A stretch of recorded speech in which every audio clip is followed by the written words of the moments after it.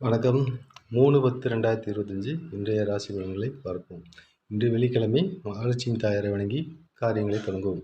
ஓம் அச்சுவாரூடம் மகாலட்சுமி நேந்திரஞ்சம் சதுபுஜம் சொன்னாங்கிம் ஹரிவல்லபாம்பி நசீம் நசீம் சோபிதாம் சொர்வாபர்ண சம்யுக்தாம் தூகுலாம் ரதார்ணி ஐஸ்வர்ய தாம் ஸ்ரீலட்சுமி சர்வ சௌபாக்கிய சித்தே.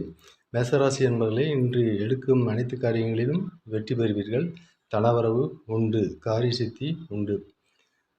ரிஷபராசி அன்பர்களே, இன்று மதிய பிற்பகலுக்கு மேல் மிக கவனம் தேவை. உடல்நிலையிலும் கவனம் தேவை. பிறரை பற்றி எவ்வித அவதூறுகளையும் கூறாமல் இருப்பது நல்லது. எச்செயல்களிலும் மிகுந்த கவனத்துடன் செயல்படுவது நல்லது. மிதுனராசி அன்பர்களே, இன்று பிற்பகலுக்கு மேல் உங்களுக்கு நன்றாக இருக்கும். தடைப்பட்ட பண வரவுகள் இன்று வரலாம். எதிர்பார்க்கும் காரியங்கள் நடந்தேறும். கடகராசி அன்பர்களே, வீட்டில் சுப நிகழ்வுகள் நடைபெறக்கூடும். சுப செலவுகள் உண்டு. அலைச்சல்கள் அதிகரிக்கும் நாள், எனவே கவனம் தேவை. சிம்மராசி அன்பர்களே, இன்று சற்று கூடுதல் கவனம் தேவை. தொழிலில் மிகுந்த கவனத்துடன் செயல்படுவது நல்லது. வீண் விரயம் காட்டுகிறது, எனவே கவனம் தேவை. கன்னிராசி அன்பர்களே, இன்று சீரிய முறையில் செயல்பட்டு காரிய வெற்றி பெறுவீர்கள். நன்மதிப்பு பெறுவீர்கள். துலாம் ராசி அன்பர்களே, சற்று சுணக்கமான நாளாக காட்டுகிறது.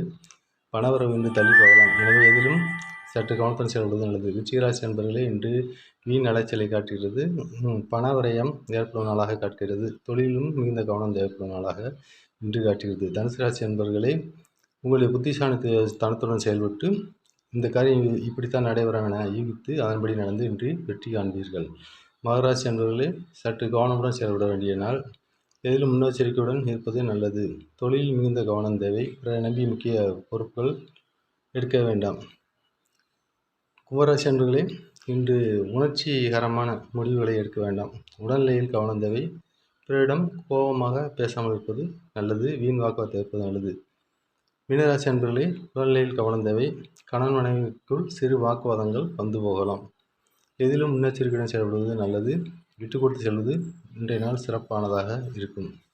வணக்கம் நண்பர்களே, நம்முடைய சேனலில் ஃபாலோ பண்ணலாம், ஃபாலோ பண்ணுங்கள். அப்போ தான் என்னுடைய வீடியோ உடனுக்குடன் உங்களுக்கு கிடைக்கும். வணக்கம். மற்றொரு பதிவில் உங்களை சந்திக்கிறேன்.